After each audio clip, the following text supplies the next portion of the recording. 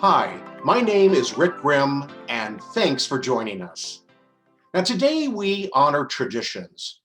Traditionally, we celebrate Procurement Month in March, where we recognize the results you achieve every day as our unsung heroes. Hey, we know this has been a difficult year. You've been working from your kitchen tables and basements to keep the public procurement profession vibrant.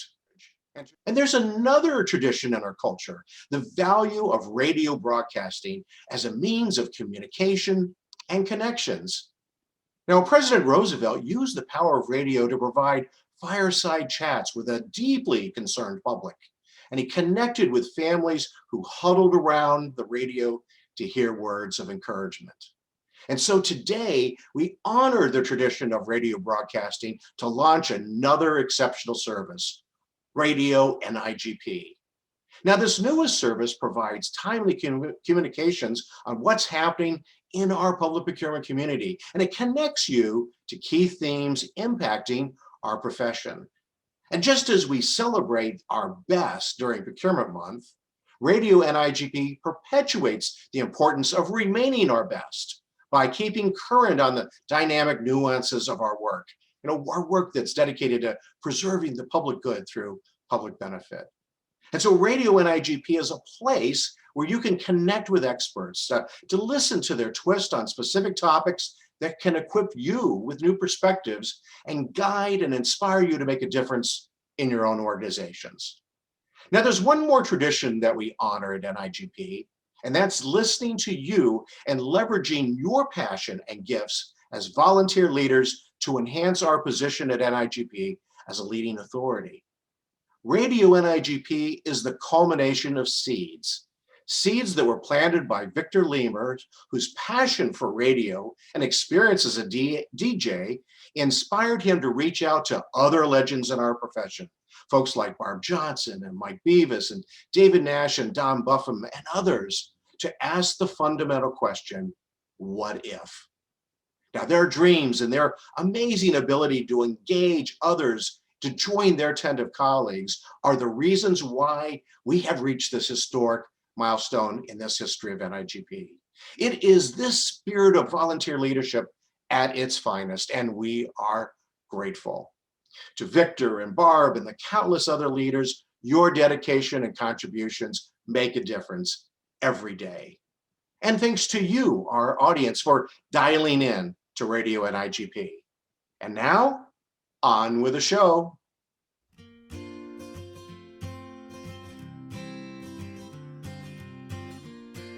My name is Tim Wired with the Kentucky Public Procurement Association. And this year, our chapter will celebrate March's Procurement Month by hosting an online event. Our event this year will include a proclamation signed by the governor, some testimonials by our members, and a couple of great speakers. Nicole Hogan here with the Mid-America Council of Public Procurement. We're celebrating Procurement Month with a kudo board. Go check it out. Happy Procurement Month, everyone. I'm John Flynn, president of New York Sampo. Our chapter is celebrating Procurement Month by having our second virtual conference. We hope to have over 100 attendees and 12 vendors at this show, and we think it's going to be a great event. Best wishes to everybody in NIGP and all of the NIGP chapters.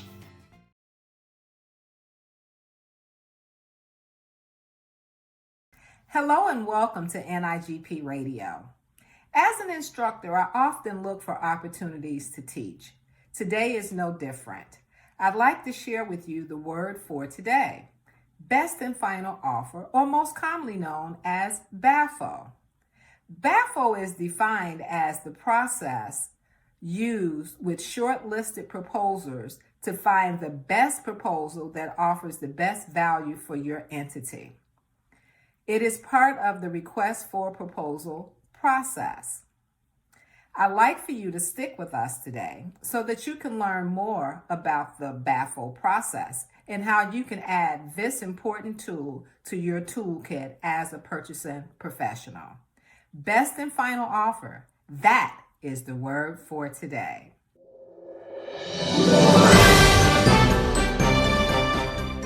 Legally speaking about best and final offers, sometimes known as BAFOs.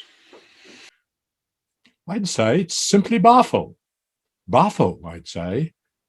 So thank you, Richard, for that interesting take on what a BAFO is. And now I'll have a slightly different take.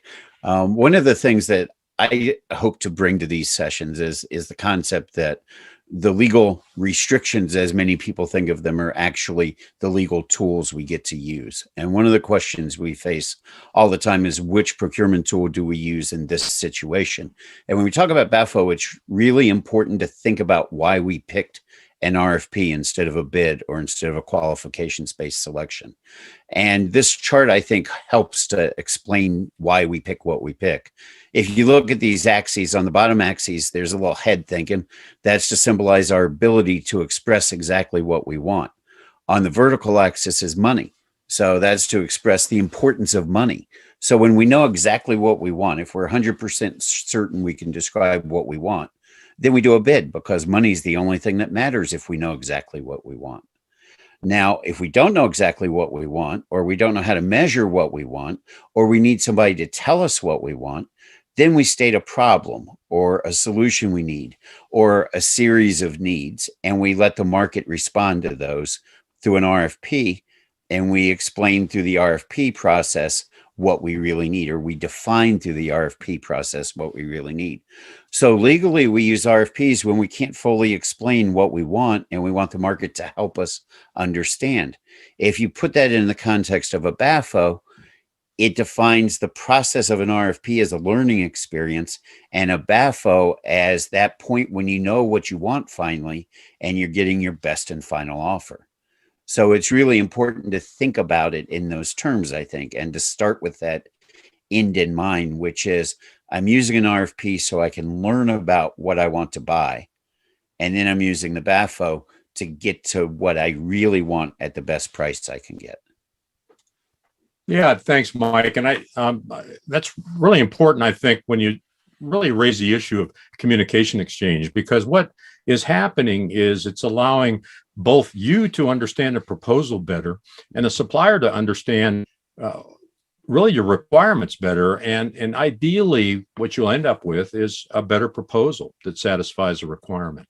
You know, there are certain fairness considerations, I think, that you need to understand. You've got to treat everybody basically the same, and you got to have sort of reasonable equivalence in how you treat people in terms of disclosing their weaknesses and their deficiencies, which you can do in the process. And we call that final opportunity. The term is best and final offer. And that's evaluated, and there'll be an award decision. That's the way the process works. And that's great. And from a legal perspective, I like pointing out that when you get to that end, you're absolutely right. The fairness is critical, and you have to come to the place that's reasonably related or connected to where you started, right? Like, you can't do an RFP to provide social services and award office supplies off it, right? You have to do something that's connected. But at the end of the day, I know you used to work for states, and they could always find more money if they wanted to, because they had these huge budgets, where I work for a city where we can never find more money because there's always too little money. So one extreme example of a best and final offer is where we'll do, and we've done this several times, we'll do fixed price best proposal as our best and final offer, because everybody's over budget and everybody's reserve price was too much. But we want the vendors to decide, and legally that's perfectly all right. They've all got the same option to bid on the same list of features. The question is, what's the best you can give us for the money we've got? Look at this schematic closely. You'll see in this case, the entity ended up actually trying to find more money, because the price went up as they went through the negotiation process. And as Mike said, it's possible that states can find additional money, but at least what you've done is clarified what the requirement is, come to a real fair conclusion about what the price is going to be for the performance, so you aren't fighting about it later in terms of changes and the rest of that. So what Mike set up, I think the important part of this really is the fact that there were communications. And when we talk about what's best, as Mike indicated, best means not just low price, but really the best value. Absolutely. And I support that 100%. From a legal perspective, I have identified so far 27 different valid ways to consider price in RFPs, right? And they're all okay legally. The question is, what gets you value? And what does value really mean to your client, your using department on this procurement? Well, Mike, you've done a baffo job. So we hope everybody learned something. Yeah. And we hope to talk to you all again next month. So thank you. Thanks, everybody.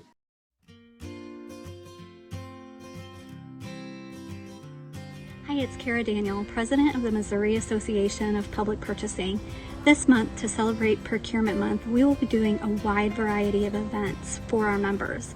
We will be hosting free webinars. We will also be having some member engagement games that can all be done virtually and online. We will also be hosting our Mappy Hour, aka our happy hour, so that we can get together and network as a group. We are encouraging our members to print the proclamation signed by our governor declaring March as Procurement Month in their workspaces. And last but not least, we will be using social media to bring awareness to the value that procurement adds to our agencies and to thank our members for the awesome work that they do every day. Hello, I'm Heather Rindles. I'm the Vice President for NMPPA from New Mexico, the wonderful land of enchantment. And to celebrate Purchasing Month, our chapter is sending out weekly trivia questions to give our members the opportunity to win some awesome NMPPA gear. And we also have the proclamation that has been signed by our governor, Michelle Lujan Grisham. So I hope you all stay safe and healthy, and happy Purchasing Month from NMPPA. This is your Tech Time Minute. Did you know that the Foundations of Technology Procurement course was developed based on the 4-part Global Best Practice series for information technology? In fact, many of the Pathways courses are based on one or more of the Global Best Practices. So how are the Global Best Practices developed? Each GBP is created by a task force made up of procurement professionals from across the US and Canada. Members are from different types of organizations such as states, counties, cities, schools, and/or authorities. The content of the GBP is designed to be broad and flexible enough to fit in most organizations' procurement policies and procedures. Once the task force, with NIGP's guidance, completes the draft document, the draft GBP is presented to the NIGP membership for review and comment. After this first round of review, the GBP is then presented to the procurement leaders and NIGP for further comment. After the final document has been adjusted due to the comments and feedback of members like you, NIGP publishes the GBP and schedules a webinar or two to then present the content of the GBP. So what is the GBP for BAFOs? Currently, there is not an NIGP Global Best Practice for best and final offers. If you or others you know are interested in participating in a GBP task force to assist in the development of the BAFO GBP, or you have other ideas for forming global best practices, please send your information along and we can hopefully get you on a team. Stay tuned for future Tech Time Minutes with Stephanie and myself as your as-a-service tech crew.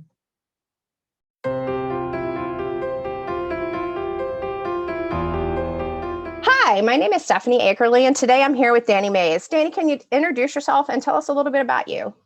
Sure. My name is Danny Mays. I'm the Director of Procurement, Contract, and Grant Administration for the Maryland Judiciary.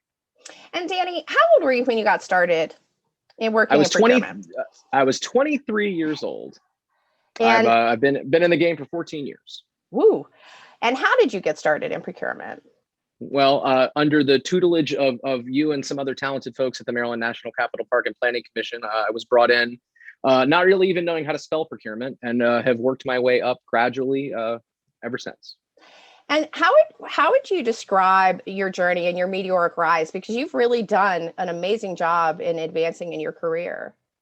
You know, I think it's just people investing in me and trusting me with progressively more responsibility as I've gone on in my career. I learned at a very young age in the game that procurement, you kind of have to feel comfortable with being uncomfortable, and you're always kind of working over your head and just trying to stay above water. So I feel like I was prepared very well, and I really enjoy the profession, and I've enjoyed kind of the gradual progression through it.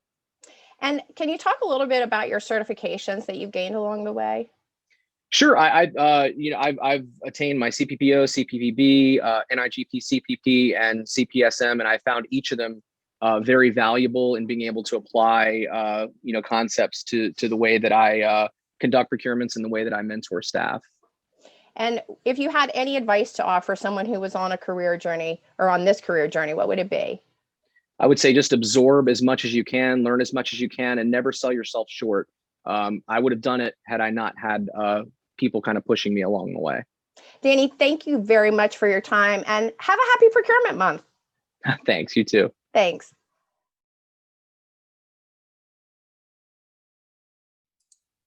Happy Public Procurement Month, everyone, and welcome to our NIGP chapter update. In the book of NIGP, we currently have 72 chapters, all working to promote public procurement and sharing the story of NIGP at the local level. Thousands of chapter members work diligently to bring quality education and professional development to their local members and offer local networking opportunities. While each chapter is truly unique, they all work toward the same goal as a chapter of NIGP. This month, we shine the spotlight on 5 chapters in our book who have been chosen as recipients of $10,000 scholarships provided through the generous support of Sourcewell. Sourcewell committed $200,000 to NIGP to be provided over multiple phases and in support of education opportunities for NIGP members. The scholarships given in the most recent phase were provided to assist chapters with limited training budgets to fulfill their training needs. We all know this to be an extremely valuable resource given the limitations on fundraising we've all experienced during this past year. Please join me in congratulating these 5 chapters who are the most recent recipients of a scholarship, allowing them to provide NIGP courses to their members. These chapters are the East Tennessee Purchasing Association, the Wisconsin Association for Public Procurement, the Capital Area Purchasing Association, the Public Purchasers Association of Northern Ohio, and the Oregon Public Purchasing Association. Congratulations to you all, and thank you to the chapter leaders who pursue these opportunities for your members. We know this will add a memorable piece to your chapter story.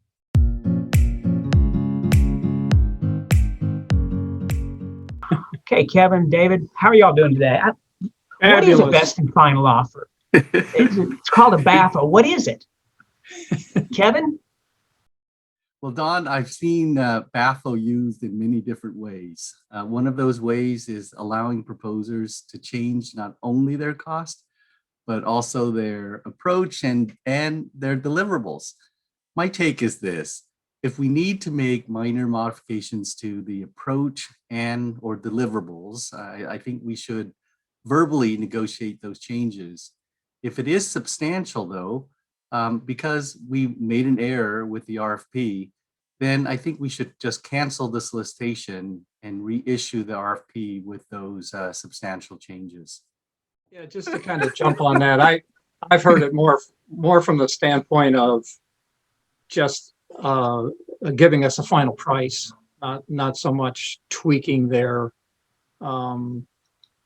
proposal, but going out and asking them what's your final price?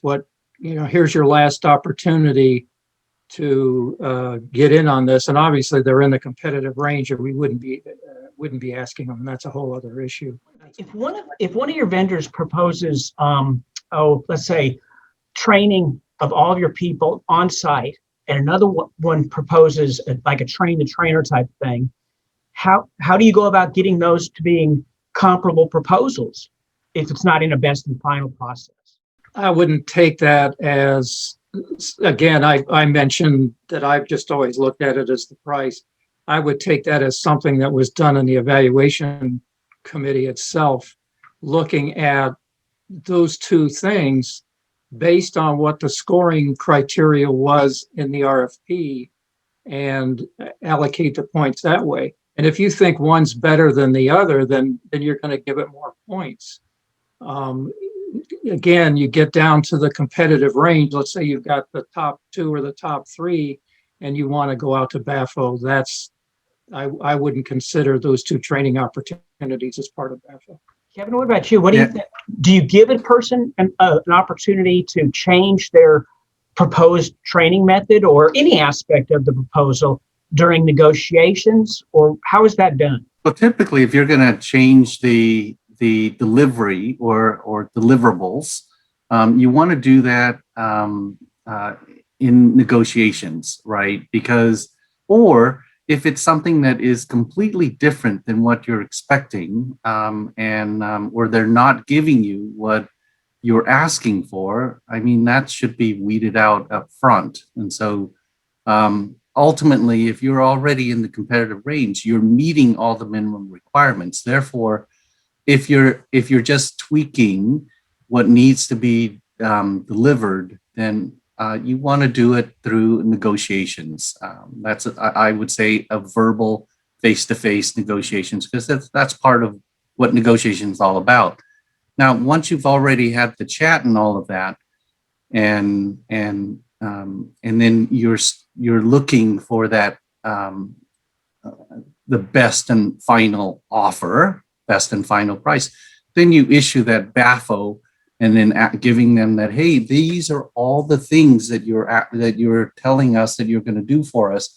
Given all of that, give us your best and final price. And so that's what I would. That's how I would approach that. Okay, Dave, do you have any other comment on that? Or no, I concur. Okay, when I'm buying a house, I may go to the people and say, okay, I'll pay you, $225,000 for it. And that's as high as I can go, right? And they come back and say, well, we can't go below for 250.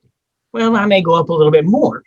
What's wrong with doing that in the BAFO process? Go ahead and, say, okay, give us your best and final offer. And then they give you the prices. And then you come back and say, well, that's not good enough. You guys have to sharpen your pencils a little bit more than that.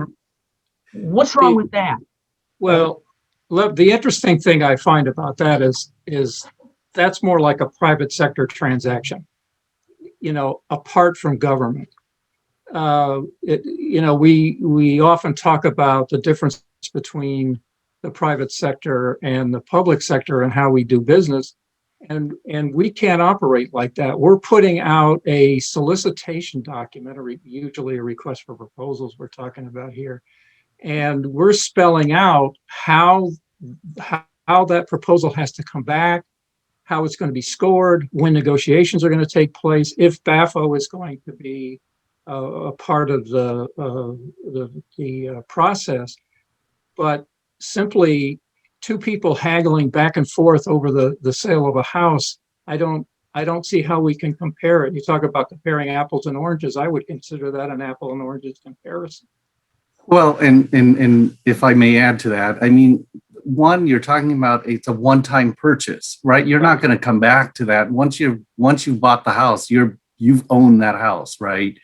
Whereas in a contractual relationship, there is a relationship beyond the signing of that contract, and if you're haggling over, whatever, you could be. Yeah. I mean, you're in essence, you could have ruined that relationship at the start of that relationship, and right. That's not a good way to start any relationship, because you want to end that process and sign the contract with both parties happy with right. where they ended up.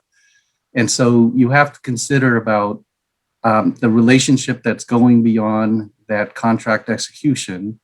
And then beyond that, you also have to think about, well, what kind of reputation are you setting for yourself out there in the community, in the vending community? Because you're going to need to go back, 5 years from now or whatever, and resolicit this, and how many will participate because you were not so very nice in the last time around, right?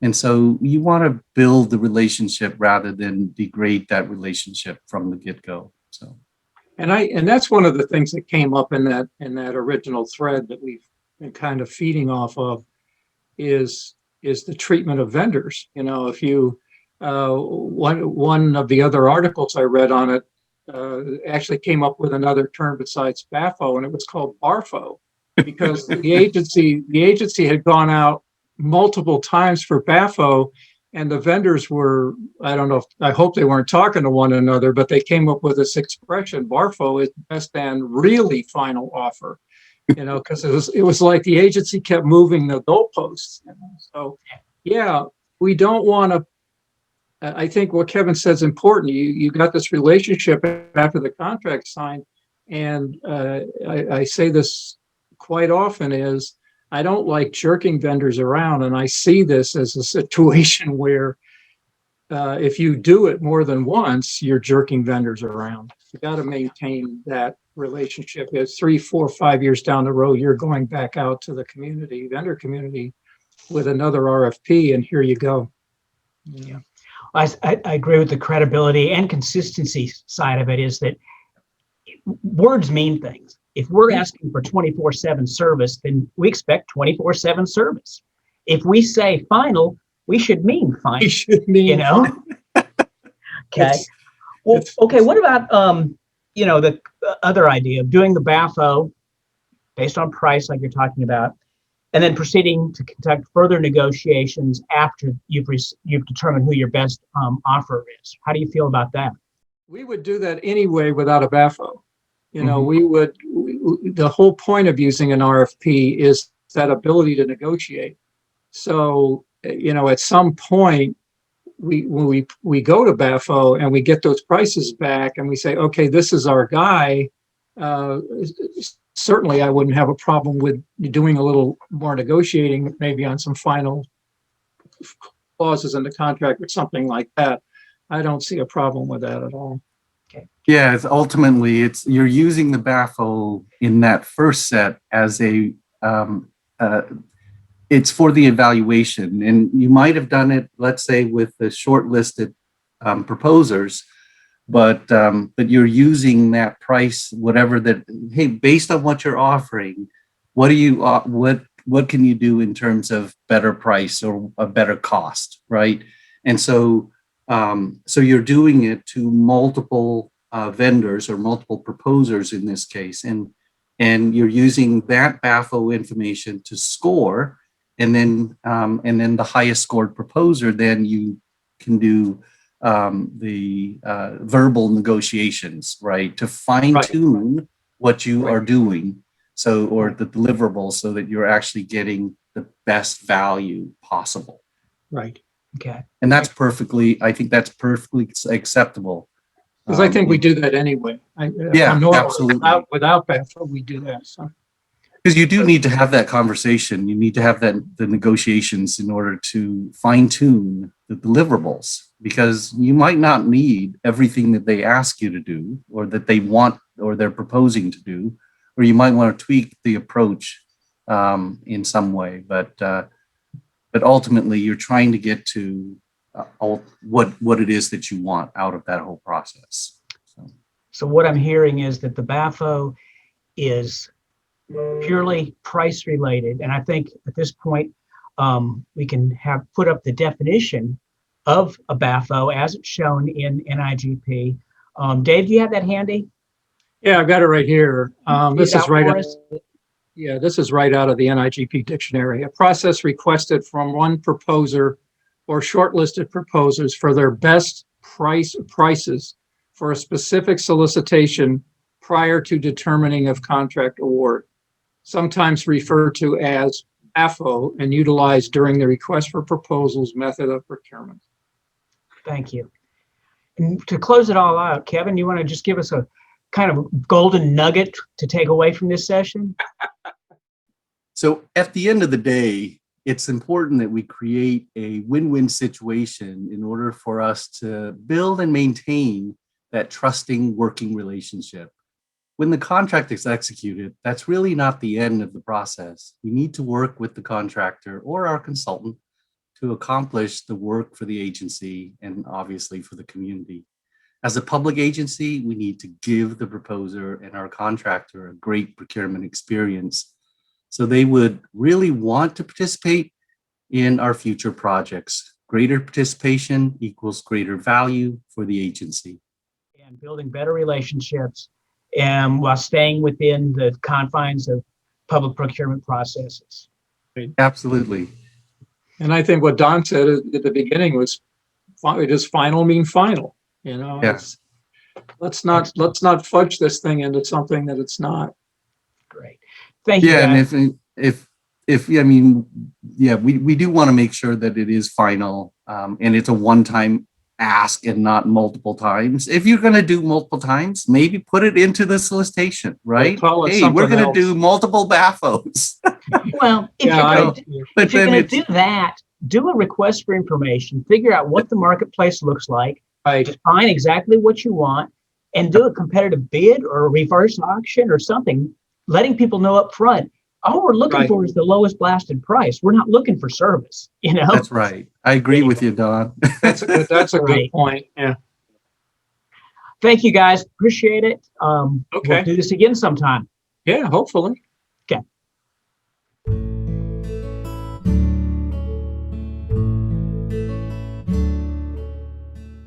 As we immerse ourselves into purchasing month, we in procurement do not have a hard time understanding our value.